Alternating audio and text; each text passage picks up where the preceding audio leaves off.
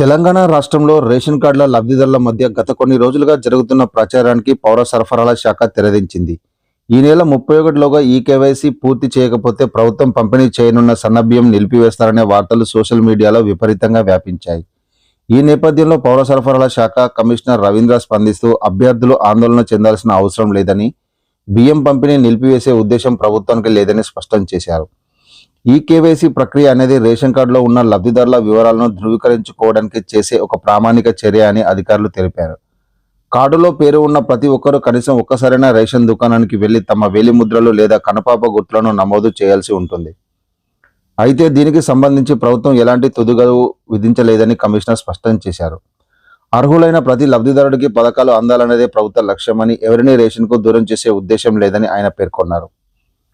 భవిష్యత్తులో రేషన్ పంపిణీలో ఎలాంటి ఇబ్బందులు తలెత్తకుండా ఉండాలంటే ఈ కేవైసీ ప్రక్రియ పూర్తి చేయడం మేలని ప్రభుత్వం సూచిస్తోంది.